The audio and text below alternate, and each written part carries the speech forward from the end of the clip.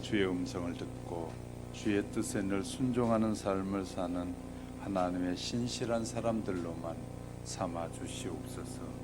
이 시간도 악한 영이 틈도 타지 못하고 우리의 마음과 뜻과 정성을 다하여 우리 하나님께 영광이 돌려지는 예배만 되도록 성령님 인도해 주옵소서. 예수님의 이름으로 감사 기도드립니다. 아멘. 하나님의 음성을 듣고 순종함으로 양심의 가책을 느끼지 않는 신앙생활하는 우리 하영교회 성도 여러분이 되시기를 주님의 이름으로 축복합니다. 2001년 9월 11일 뉴욕에 있는 쌍둥이 건물이 폭발이 되자 미국의 CIA에서는 5천만 불의 현상금을 걸고 빈 라덴을 끈질기게 추적하게 됩니다. 그는 온갖 고생을 다하면서 드라마와 같은 주도자의 삶을 살지만 결국 10년 만에 붙잡혀서 살해당하게 됩니다. 그의 아버지는 사우디아라비아의 최대 건설업체인 빈 라덴 그룹의 소유자였기 때문에 계속해서 백만장자의 아들로 태어났습니다. 그는 이슬람 극단주의 신학을 배우고 평생 테러리스트로 삶을 살아갑니다. 그는 왜 돈과 명예도 버리고 깊은 산과 광야를 숨어 다니는 삶을 살아야만 했을까요? 왜 그런 삶을 선택했을까요? 참 이상하게 들리는 말이지만 그는 양심에서 들려오는 음성을 거절할 수 없었기 때문에 그런 삶을 선택한 것입니다. 그는 뉴욕의 쌍둥이 빌딩을 폭발하여서 3,000명 이상의 무고한 시민을 살상했습니다. 그러면서도 자신은 양심에서 들려오는 음성을 따랐다고 믿었던 것입니다. 오히려 자신의 살인 행위는 명예롭다라고 생각했고 어떻게 그렇게 살 수 있었을까요? 양심에 문제가 생겼기 때문이라는 것입니다. 양심은 자신이 믿는 대로 음성을 내는 것이 양심입니다. 이슬람 극단주의의 신앙을 받아들이자 양심은 아무 꺼리낌 없이 테러하라는 음성을 내게 됩니다. 그에게 들려온 양심은 하나님의 말씀으로 교육받지 못했기 때문에 선한 음성을 낼 수가 없었습니다. 양심이 의의 음성을 내지 못하면 죄를 범하여도 가책을 느끼지 못하게 됩니다. 짐승의 수준으로 떨어지는 것입니다. 양심이 중심의 이 짐승과 같은 그 양심을 갖게 되면 남을 공격하고도 전혀 양심의 변화가 없습니다. 가끔 길거리에서 손잡이를 놓친 개들이 상대방을 공격해가지고 사람을 물었는데 그 개가 양심의 가책을 받아가지고 사람에게 죄송합니다, 미안합니다, 그런 개는 한마디도 없습니다.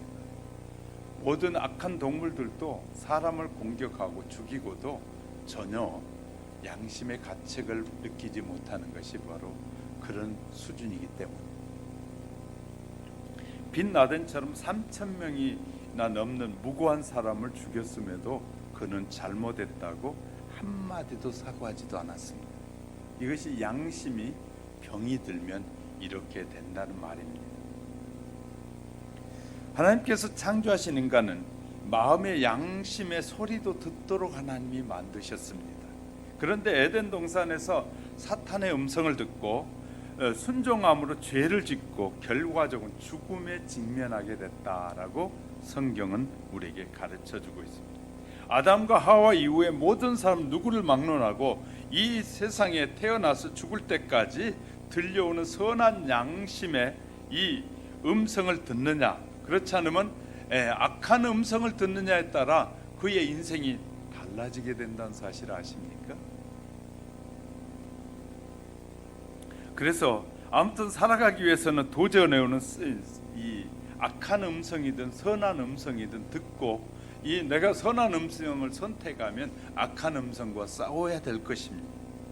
이것이 바로 그리스도인의 삶의 인생이기도 합니다. 바울은 디모데에게 향하여 선한 마음을 가지고 양심을 지키고 싸우라라고 오늘 본문에서 권면하고 있습니다. 그리스도인이 매일 싸우는 싸움은 선과 악을 선택하는 결과에 의해서 주어지는 싸움이다라고 우리에게 말해주고 있는 것입니다. 결국 우리 인생은 싸우면서 살아야 된다는 것입니다. 하나님께서 바울을 통해서 말씀하신 선한 싸움에 대해서 살펴보려고 하는데, 이 특별히 마음의 양심에 관한 것을 살펴가는 동안에 저와 여러분에게 큰 은혜가 임하시기를 주님의 이름으로 축복합니다. 성경은 마음의 양심은 진리로 교육을 받아야 된다라고 첫 번째 말해주고 있습니다. 하나님께서 본문에서 선한 싸움을 싸우라고 교훈하고 계시는데, 인류 역사를 살펴보면 인생들이 살아가는 삶이 전쟁과 같다는 말을 누구나 다 하게 될 것입니다. 이것은 너무나 자명한 일이기도 합니다. 인류의 흥망성쇠의 문제가 전쟁에서 승패되기도 합니다. 그래서 어떤 민족이 전쟁에서 완전히 없어지기도 하고, 어떤 나라가 흔적이 없이 사라질 수도 있고, 전쟁에서 승패에 따라서 그 나라가 흥왕하기도 하고 망하기도 한다는 사실을 우리는 배우고 알게 됩니다. 바울은 이 세상에 일어나는 싸움 중에서 선한 싸움이 있다라고 디모데에게 권면해주고 있고, 또한 우리에게도 말씀해주고 있습니다. 이것은 바울이 복음을 전파하고 다니면서 자신이 싸웠던 경험에, 수많은 경험에 비추어서 권면해주고 있는 것입니다. 즉 하나님의 복음을 전파하고 성도들이 잘 지도하기 위해서는 하나님을 대적하는 악의 세력과 싸우지 않으면 안 된다는 것을 깨달았음을 가르쳐주고 있는 것입니다. 그래서 선한 싸움이란 하나님의 나라를 세우기 위해서 목숨을 걸고 복음을 전파하고 사탄의 세력에 매여 살아가는 수많은 자들 구원해내는 것이 바로 선한 싸움이다. 장수가 전쟁에서 패하면 그 나라는 물론 자신도 멸망하게 되듯이, 마찬가지로 복음 전파에 실패하면 이 세상의 사탄의 세력에 의해서 멸망당할 수밖에 없는 것입니다. 그러므로 복음을 전하기 위해서 선한 싸움은 기필코 승리해야 하는 싸움이다라는 사실을 우리에게 알려주고 있는 것입니다. 바울은 이러한 선한 싸움을 위해서 자신의 몸을 돌보지 아니하고 성실하게 싸우며 충성을 다했다라고 말합니다. 그는 역경에 처해 있으면서도 복음을 전파하는 일을 쉬지 않았습니다. 조금 어렵다고 복음을 전하는 거 쉬고 복음을 전하는 것을 뒤로 미루고 그러지 않았다 그 말이죠. 핍박과 환난 가운데서도 복음을 전파했고, 매를 맞으면서도 복음을 전했고, 뿐만 아니라 이 돌에 맞으면서 옥에 갇혀 있으면서 복음을 전파하게 됩니다. 바울은 그 일평생 그가 목숨을 부지하고 있는 순간 계속해서 선한 싸움을 싸우고 있었습니다. 이 싸움은 이제 디모데에게 할 것을 권면하고 있는 것입니다. 다시 말해 저와 여러분이 해야 될 싸움이기도 합니다. 바울이 디모데에게 이 에베소에서 남겨두고 온 것은 에베소 성도들이 거짓 교사와 허황된 이 망령된 행실에 의해서 타락할까 봐서 염려되어서 그것을 막고자 함이었음을 알려주고 있는 것입니다. 왜 여러분이 나와서 계속해서 설교 말씀을 드려야 하느냐? 듣지 않고 여러분이 집에서 텔레비전이나 세상 사람들의 얘기를 계속 들으면 여러분은 이 악한 영향력에 의해서 여러분의 마음이 병이 들어서 결국은 이 사탄의 세력 안으로 들어갈 수밖에 없고 패배할 수밖에 없기 때문에, 일주일에 한 번 영적인 말씀을 듣고 돌아가서 그 말씀을 되새기고 또 되새기며 사는 사람이 별로 없지 않습니까? 설교 말씀을 또 듣고 또 들으라고 저는 여러분에게 유튜브에 올려놓습니다. 여러분의 이 양심의 가책의 문제가 생기면 이 설교를 끄집어내가지고 다시 듣고 또 들으면 영적 전쟁에서 어떻게 싸워야 되고 이겨야 하는지 수많은 하나님의 말씀을 통하여 여러분에게 권면하고 가르쳐 드리는 거거든요. 이렇게 해야 여러분이 영적 전쟁에 승리하고, 이렇게 해야 여러분이 수많은 전쟁에서 승리하여 결국은 하나님의 구원에 이르게 된다고 수도 없이 말씀을 드리지만 더 많은 정보와 더 많은 소리들이 여러분에게 들려지는 것. 일주일 동안 들려지는 이 수많은 소리가 여러분을 패배의 장소로 이끌 것이고, 수많은 세상의 소리는 여러분을 구원에 이르지 못하도록 하는 소리가 들려질 것입니다. 그러나 교회에서 들려지는 이 메시지는 여러분을 영적 전쟁에서, 선한 영적 전쟁을 해서 승리하여 구원에 이르고 영원히 하나님과 동행하는 삶을 살게 하려고 증거하는 이 말씀들이 여러분을 되새기고 또 되새기지 않기 때문에 패배할 때가 훨씬 많다 그 말이죠. 바울이 지금 그런 걸 생각하면서 믿음이 연약한 성도들을 위해서 예배에서 남겨두고 온 것이, 그래서 그곳에서 영적 전쟁을 싸워야 된다. 마찬가지로 오늘 우리도 선한 싸움으로 복음의 진리로 교회를 보호하고 자신을 보호하며 살아야 됩니다.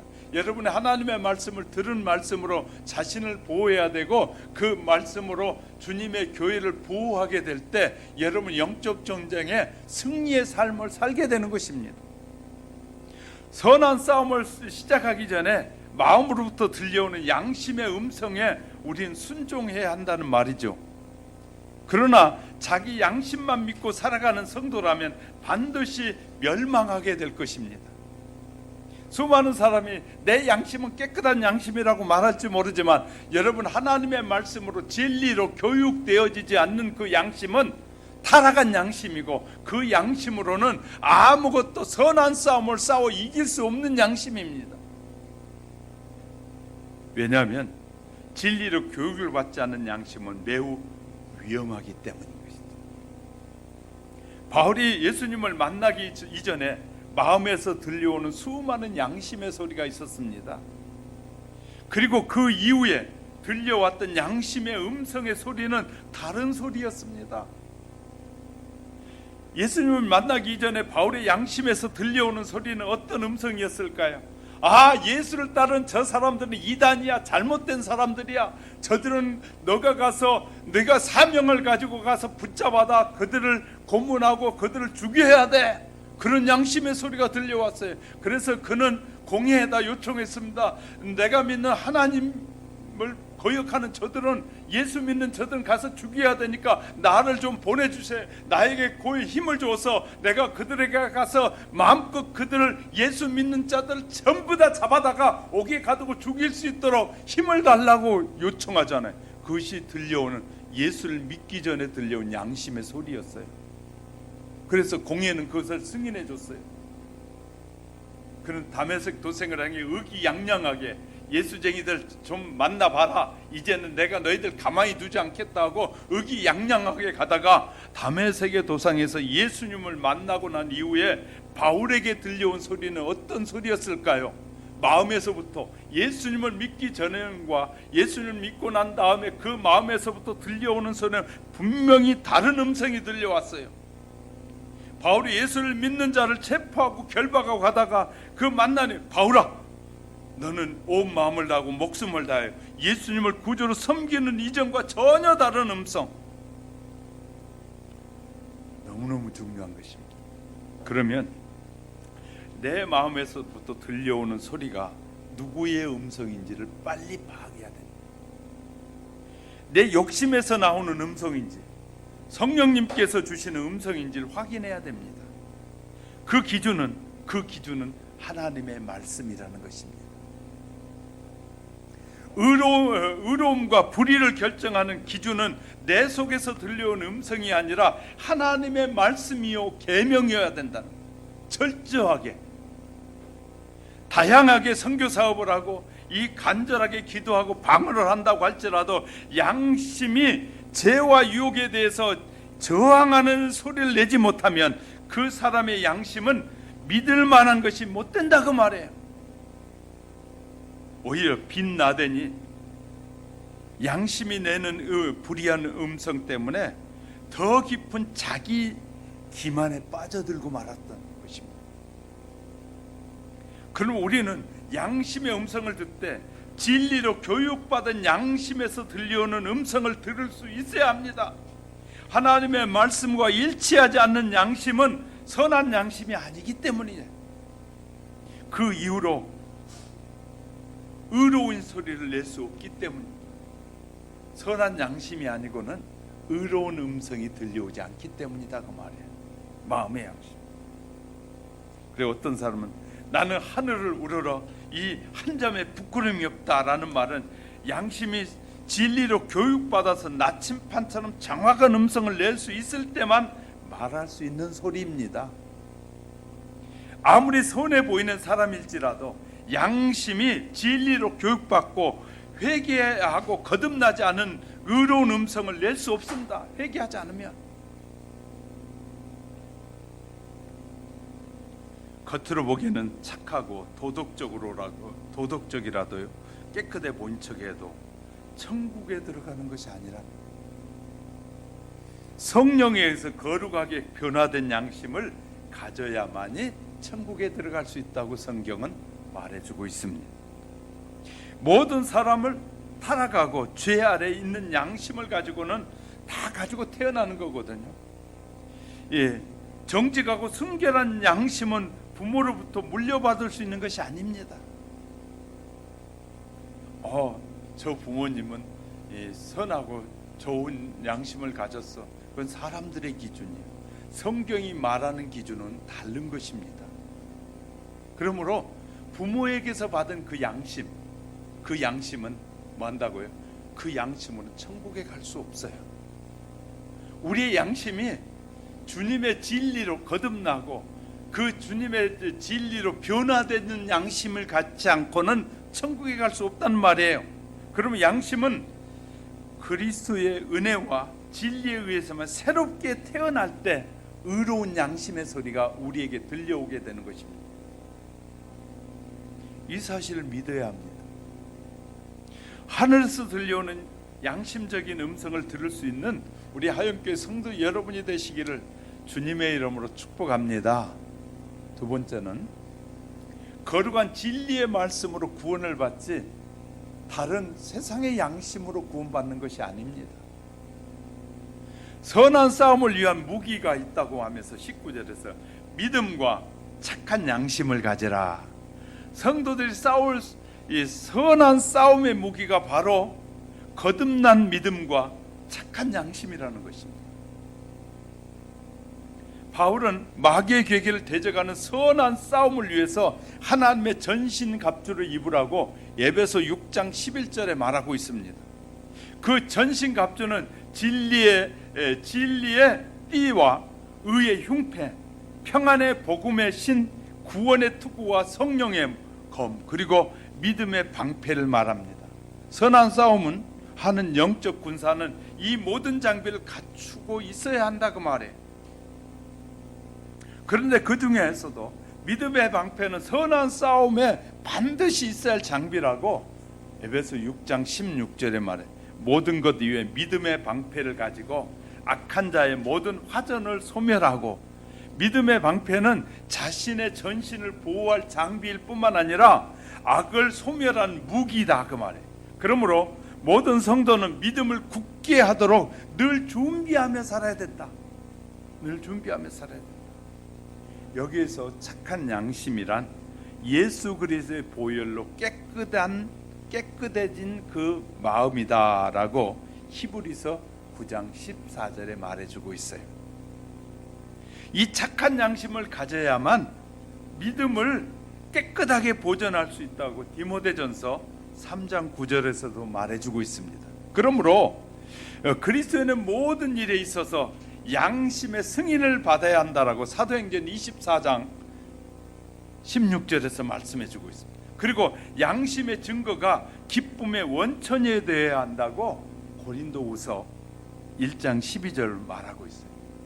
그래야 성도는 믿음으로 깨끗한 양심을 가지고 선한 싸움에서 온전한 승리를 할 수 있게 될 것이다 라고 우리에게 말씀해주고 있는 것입니다.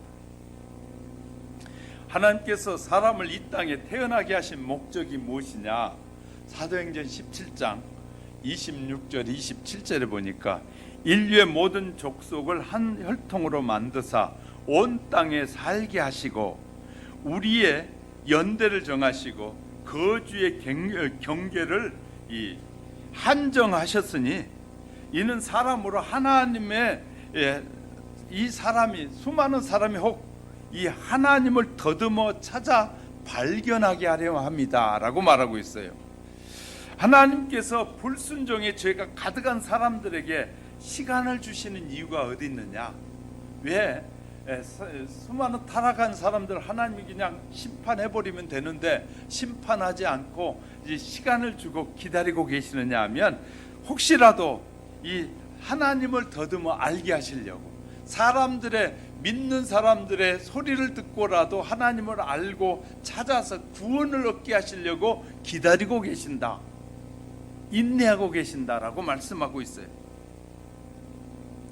자, 생명을 살리는 진리를 배우고 올바른 양심을 교육하기 위해서 이렇게 하시는 거예요. 그러므로 하나님을 더듬어 찾는 사람들이 진리로 양심을 알아갈 수 있도록 성경을 깊이 묵상하기를 요구하는 거예요. 왜 성경을 묵상하라고 하느냐? 묵상하다 보면 진리를 찾아갈 수 있게 된다. 하나님의 말씀을 읽고 듣고 묵상하고 하면 진리를 찾아갈 수 있는 길이 열리기 때문이다 는 사실을 말해주고 있어요. 예수님께서 진리가 우리를 거룩하게 한다고 요한복음 17장 17절에 저희를 진리로 거룩하게 하옵소서, 하나님의 말씀은 진리입니다 라고 말씀해 주셨어요. 진리가 성경 속에 기록되어 있는데 어떻게 성경 속에 있는 진리로 우리를 거룩하게 할 수 있느냐 그 말이에요.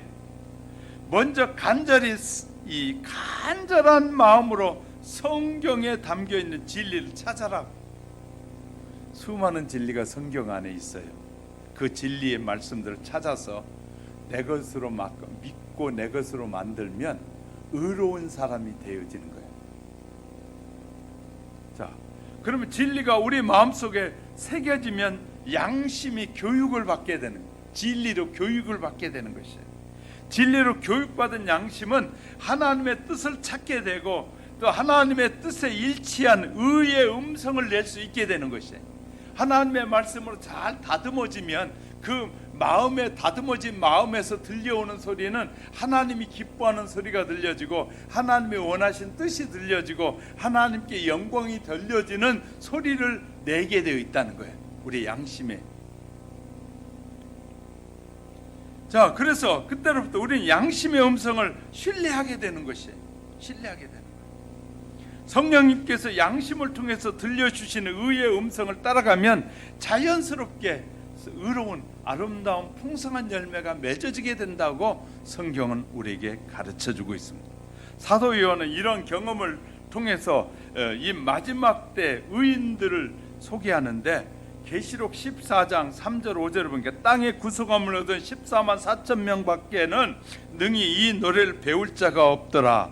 이 사람들은 여자로 더불어 더럽히지 아니하고 정절이 있는 자라, 어린 양이 어디로 인도하든지 따라가는 자며 사람 가운데 구속을 받아 처음 익은 열매로 하나님과 어린 양에게 속한 자들이니 그 입에 거짓말이 없고 흠이 없는 자들이더라 라고 말해요. 사랑하는 성도 여러분, 진리가 성경책에만 기록되어 있으면 아무런 역할을 할 수가 없습니다. 수많은 사람이 이렇게 말합니다. 성경책을 여기에 진리가 있어요. 여기에 진리가 있어요. 여기에 진리가 있으면 안 되고 여기에 있는 진리가 우리의 마음속에 들어와서 우리의 마음속에 이 진리로 잘 양육되어져야 한다는 거예요. 할렐루야. 성경에 기록된 진리로만 끝나면 안 되고 성경에 기록된 진리가 우리 안에서 믿음을 통해서 그 말씀이 우리의 삶을, 우리의 양심을 변화시키는 그 진리가 될 때 이것이 살아있는 진리다 그 말이에요. 할렐루야. 우리가 잘못 진리를 알고 있으면 성경책만 들고 다닌다고 구원을 얻는 것이 아니에요. 성경책에 기록된 진리를 믿음을 통해서 우리의 양심의 변화가 일어나고 마음의 변화가 거듭남을 통해서 그것을 하나님의 약속의 말씀을 믿게 될 때 그것이 우리에게서 구원의 역사를 일으키는 것이다. 얼마나 중요한 내용인지 몰라요. 자, 거룩한 진리를 배우고 묵상하는 가운데 깨달아짐을 통해서 양심에 새겨지게 되고, 그리고 진리가 무엇인지 알기 위해서는 고뇌하면서 찾지 않는 사람들은 구원에서 멀어지게 될 것입니다. 그래서요, 여러분 부지런히 교회 나와서 하나님의 말씀을 들으면서 내가 그럼 어떻게 살아야 되는지를 결단하고 우리 자신을 자꾸 정리해 나가지 않으면 안 된다고 말해요.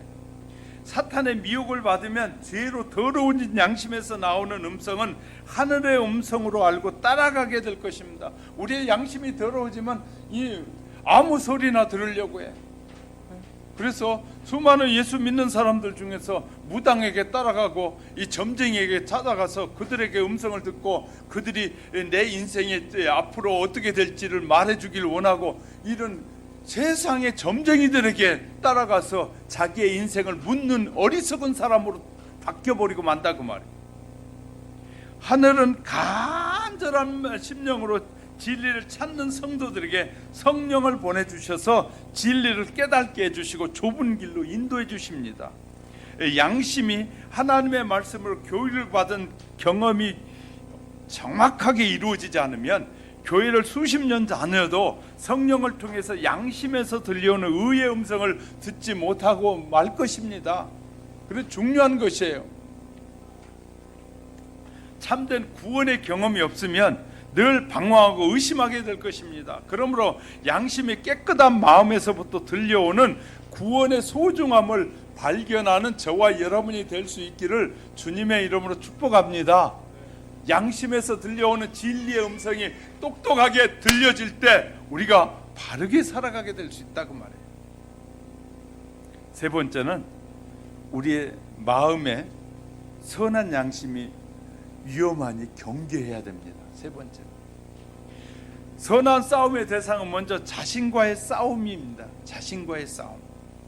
외부에 있는 적과 싸우는 일도 매우 힘들고 어렵지만 그 무엇보다도 자기 자신과 싸우는 일이 더 어렵고 인내가 필요하다는 사실을 아셔야 됩니다.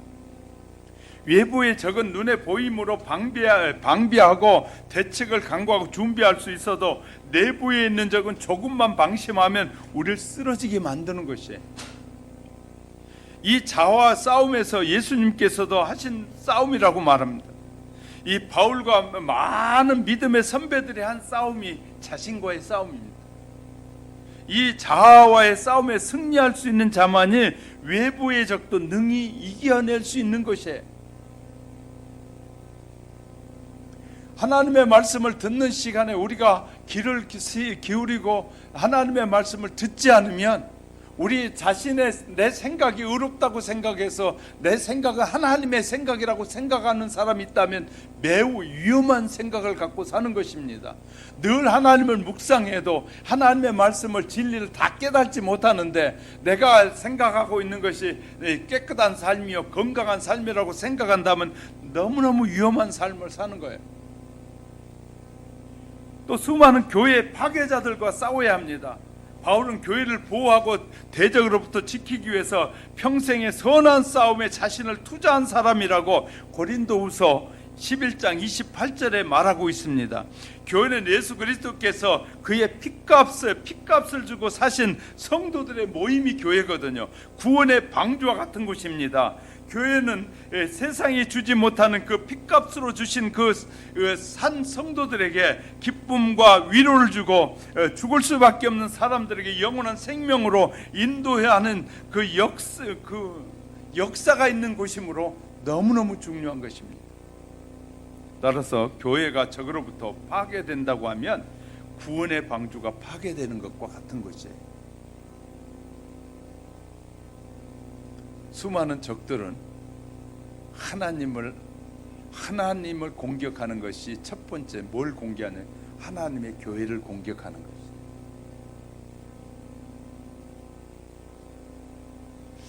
코로나를 통해서 하나님의 교회가 얼마나 많이 도전을 받고 공격을 받고 있는지 몰라요. 코로나를 통해서 교회가 공격을 받고 있잖아요. 세상 직장에서 야 교회 가지 마. 네 교회 갔니?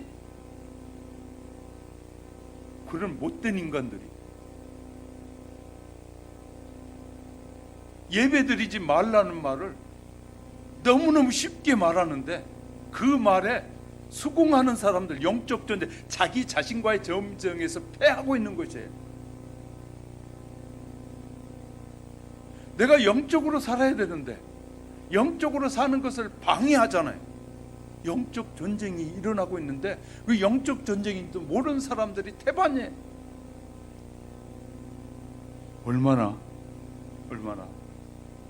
큰 위기 상황인지 몰라요. 우리의 양심에 지금 수많은 위험 신호가 감지되고 있는 것이에요. 경계해야 됩니다. 오늘날 현대교회가 가지고 있는 가장 치명적인 문제는 그리스도인의 양심을 진리로 교육하지 못하고 있는 것입니다. 그래서 어떤 그리스도인들 죄를 범하고 있으면서도 자신이 죄를 짓고 있는지도 모르는 거예요. 뭐가 죄인지도 모르니까. 진리의 말씀으로 양심을 교육하고 있지 않기 때문에 양심에서 들려온 의의 음성을 낼 수 없는 상태로 빠져가고 있는 것이에요. 십자가에서 계명이 폐하해졌으므로 하나님의 계명에 불순종해도 구원을 받을 수 있다. 이제 한 번 예수 믿는 사람 영원히 구원받는다. 한 번 예수 믿고 난 다음에 별짓을 다 해도 천국에 간다. 이 말은 위험한 소리입니다. 한 번 예수님을 믿고 하나님의 자녀가 돼서 자녀답게 살 때 구원을 얻는 것이지, 자녀답게 살지 않고 세상에 막 누리고 사는데 구원을 얻는다는 말을 하는 건 가짜 교사들이고 가짜 그리스도인들의 말이에요. 진짜 거듭난 그리스도인은 환난이 오고 시련이 오고 고통이 와도 끝까지 그것을 따라가는 사람이 진짜 그리스도인이에요. 그것이 바르게 믿는 그리스도인의 삶이에요. 그런 잘못된 교리가 지금도 방송을 통해서도 전해지고 있다니까요. 이단들의 잘못된 이 복음방송이라고 하면서 그렇게 방송하고 있단 말이에요. 우리가 구별하지 못하고 가끔 큰 교회 목사님의 말은 다 믿고 적은 개척교회 목사 말은 안 믿으려고 하는 사람들 볼 때마다 아, 양심의 화인을 맞아가고 있구나라고 생각하는 거예요.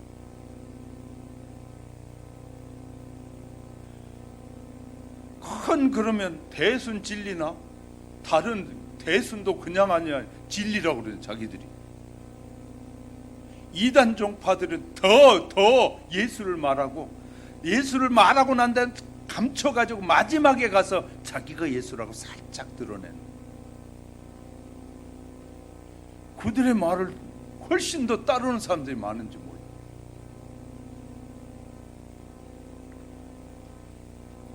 자, 우리가 잘 알아야 됩니다. 이 진리의 말씀을 교육되지 않으면 양심의 소리에 들려오는 소리가 진짜라고 말해. 자기가 그래서 목사보다 자기가 더 맞다는 거예요. 평생 연구하는 성경을 보고 연구하고 기도하는 목사보다 목사님 몰라서 그래요. 이런 말을 어떻게 그렇게 쉽게 말하는지 몰라요. 우리는 무엇이 옳고 그름인지를 구별하지 못한 사람이 얼마나 많이 있는지 몰라요. 성경에서 죄를 생각해 보면 아담 이후 가장 먼저 느낀 것이 뭔지 아십니까? 두려움이라는.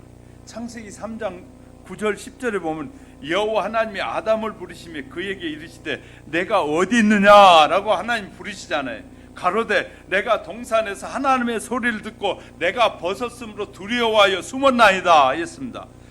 그들은 사랑하는 하나님께서 부르시는데 왜 숨을까요? 왜 숨을까요? 죄가 드러나니까 숨은 거거든요.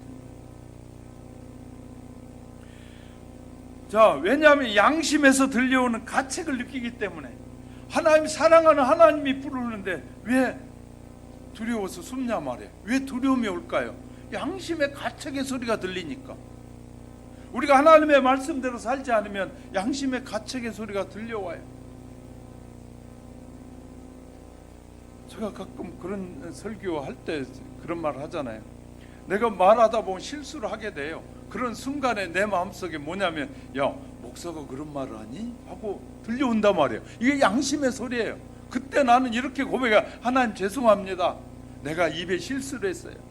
하나님 내 입에 파수꾼을 세워서 실수하지 않은 목사가 되게 해주세요. 그 기도한단 말이에요. 우리에게 들려오는 수많은 양심의 소리를 듣고 어떻게 반응하느냐가 중요하다는 거예요.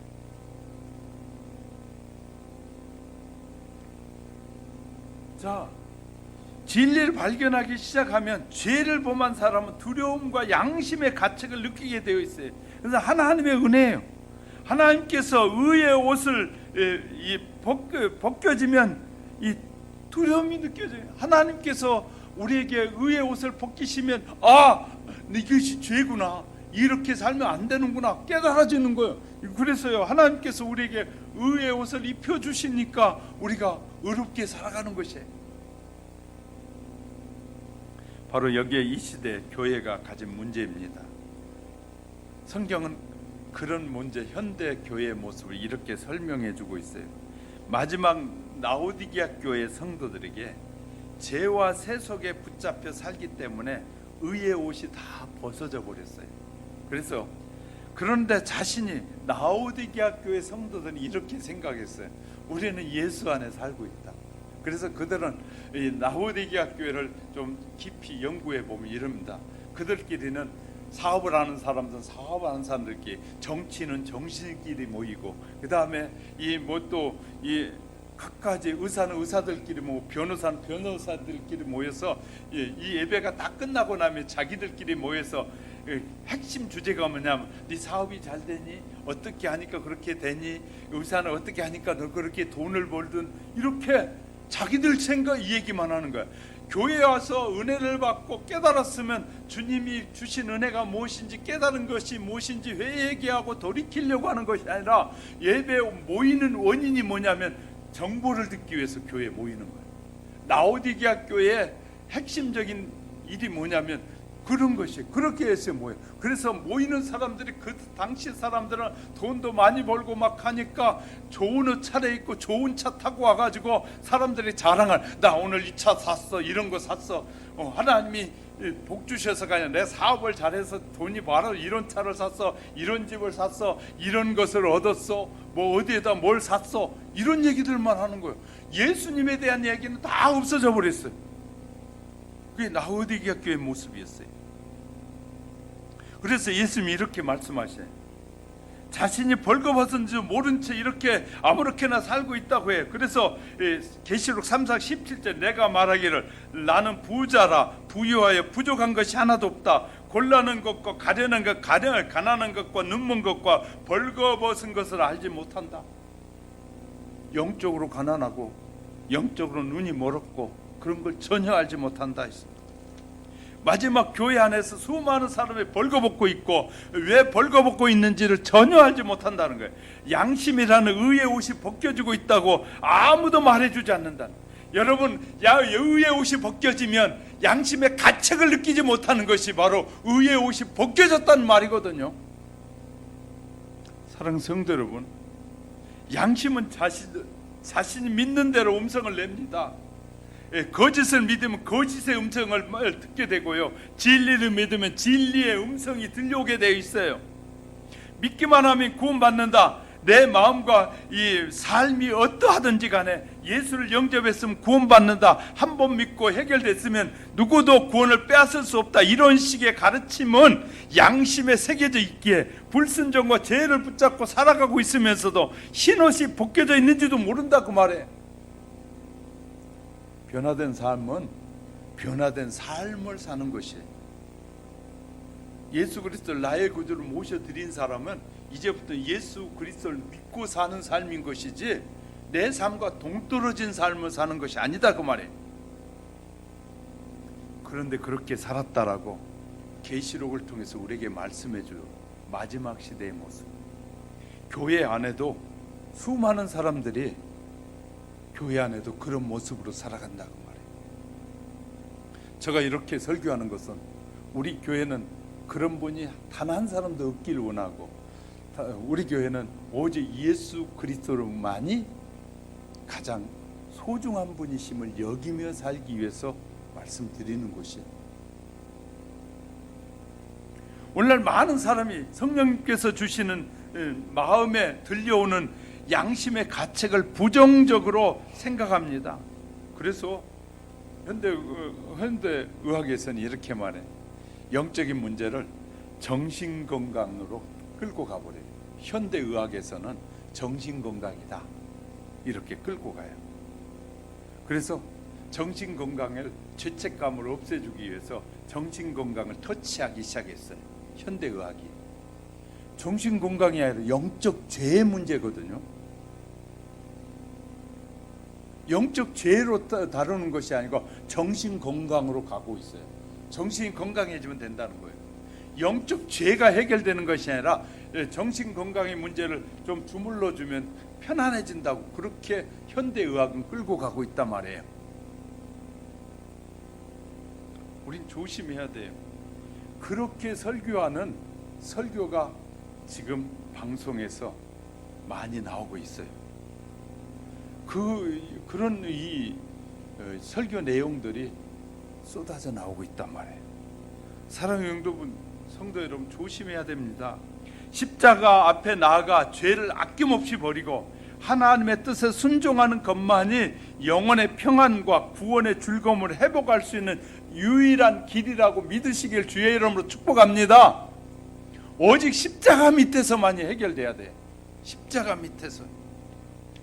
양심의 음성이 인위적으로 잠재우면 자기 기만에 빠지게 되고 결국 구원을 잃어버리게 됩니다. 그러므로 우리가 누리고 있는 참 평안함이 하나님께서 인정하는 평안인지 아니면 양심의 음성으로 잠재움으로 인위적으로 만들어내는 평안인지를 봐야 돼요. 마음만 편해졌다고. 그래, 이제 카톨릭에서 쓰는 거죠. 자, 신부에게 죄를 고백하면 신부가 네 죄가 사해졌느니라 그러면 다 사해져 버렸다는. 이 양반은 또 나가서 또 못된 짓을 하고 다녀. 그러다가 또 죄 지으면 와서 신부님 나 죄 지었어요. 그래 이리 와 말해봐. 그럼 또 막 토해내. 그러면 이제 네 죄는 사해졌어. 세상에 사람이 다 죄를 사해버려요. 그러면 얼마나 좋겠어요. 목사도 참 하기 좋을 것 같아요. 여러분이 무슨 죄를 짓고 오든 상담합시다. 예, 사해졌습니다. 그러면 되잖아요. 얼마나 쉬워요. 그런데 제가 죄를 회개할 때 보니까 그렇게 쉬운지 않더라고요. 죄를 하나님이 성령으로 우리의 속을 뒤집으면 막 오물도 쏟아내고 막 통에 잡아왔는데 눈물 흘리지 말아야 될 눈물이 쏟아지고 죄를 잡아가는데 그런 죄를 잡아가게 되더라고요. 그러니까 정신적으로 말하는 그런 것과 전혀 다른, 우리가 죄를 회개하기 시작하면 성령이 역사하면 막 뒤집어지고 그래서 우리를 변화시키는 거예요. 근데 전혀 그런 것이 없이 그냥 죄 사해졌느니라? 그럼 다 될 것 같으면 얼마나 편해요. 사람에게는 죄를 사해주는 권세를 준 적이 없어요. 그런데 사람들은 죄 사해졌다는 거예요. 그걸 믿어요. 그래서 그쪽에는 얼마나 사람들이 가면 편한지 몰라요. 왜 개신교는 안 오고 자꾸 개신교에서 그쪽으로 가는지 몰라요. 개신교에서는 죄를 자백하고 회개하라고 막 하는데 그쪽에 가면 신부만 만나면 다 해결돼 버리잖아. 그러니까 얼마나 편해. 죄를 고백하는 것도 너무 편하니까 그리 가는 거예요. 그것이 사탄의 소리인지 그것이 죄를 해결하는 올바른 방법이 아닌지도 긴지도 모르고 가는 거예요. 일반 종교는 말할 것도 없이. 사탄이 다음과 같은 사람을 사람의 마음속에 쉽게 들어오게 합니다. 절 보세요. 잘 들으셔야 돼요. 자기 생각과 판단을 성경의 말씀 위에다 올려놓게 하는 것, 사탄의 소리입니다. 자기 느낌과 감정을 성경의 말씀 위에다 올려놓게 하는 것, 사탄의 소리입니다. 자기 이론이나 사상을 성경의 말씀 위에 올려놓는 것, 사탄의 소리입니다. 자기 기도 중에 떠오른 생각을 성경 말씀 위에다 올려놓는 사람, 그것을 더 중요하게 여기는 사람, 사탄의 소리입니다. 명상 중에 떠올랐던 음성을 하나님의 말씀 위에다 올려놓는 것, 사탄의 소리일 수 있습니다.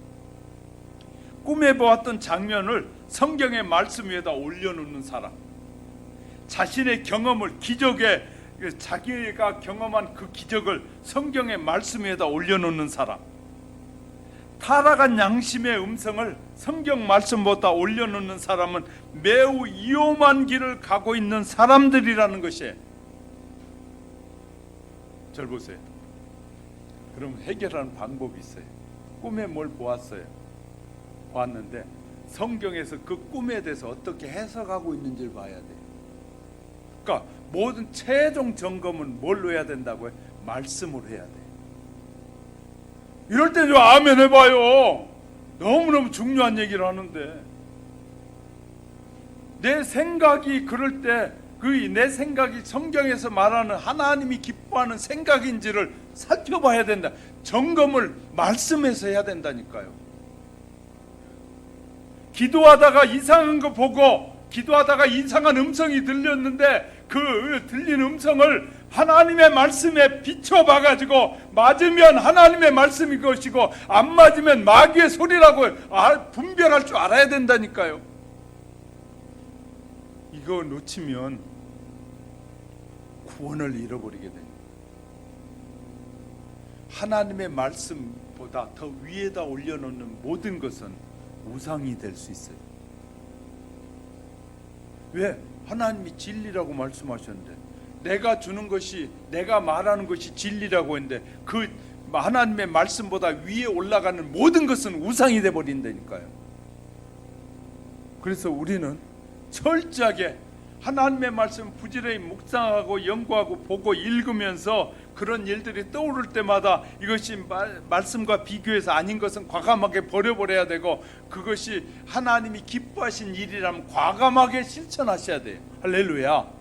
이런 분별력을 가져야 되는 거예요. 그래야 마지막 때 영적인 승리의 삶을 살 수 있고 의로운 삶을 살아가고 선한 영향력을 미치는 싸움에서 승리하게 되는 것입니다. 사랑하는 성도 여러분, 그러기 위해서 하나님의 말씀인 진리를 배우고 묵상하면서 진리의 성령의 인도함을 받는 지혜가 우리 하영교회 성도 여러분에게 늘 함께 하시기를 주님의 이름으로 축복합니다. 말씀을 정리합니다. 사랑하는 성도 여러분, 양심에서 들려오는 무엇을 들으셨습니까? 양심에서 들려오는 무엇을 보셨습니까? 무엇을 경험했습니까? 여러분들이 보고 듣고 경험한 것이 하늘로부터 내려온 것인지 성경의 말씀을 통해 확인하고 분별하시기를 주님의 이름으로 축복합니다. 지금은 미혹의 시대입니다. 지금은 무슨 시대라고요? 미혹의 시대입니다. 하나님의 말씀 위에 굳게 서지 않는 자들은 결국 하나님의 구원의 축복에서 멀어질 수밖에 없다는 사실을 기억하면서 늘 하나님의 말씀을 우리의 삶의 가장 귀한 진리로 여기는 믿음의 사람들이 되시기를 주님의 이름으로 축복합니다. 축복합니다. 기도하겠습니다. 참 고마우신 하나님 아버지, 우리에게 귀한 말씀을 주셨는데 이 말씀이 살았고 운동력 있는 말씀이 되게 하셔서 우리의 인생에 가장 귀하고 복 있는 말씀으로 삼게 하옵소서. 그리고 하나님의 말씀 묵상하고 하나님의 말씀을 사모하는 삶을 살기에 부족함이 없도록 우리를 붙잡아 주시기 원합니다. 그 무엇보다도 하나님의 말씀을 가장 소중하게 여기는 지혜로운 하나님의 백성들로만 삼아 주시옵소서. 예수님의 이름으로 축복하며 기도드립니다. 아멘.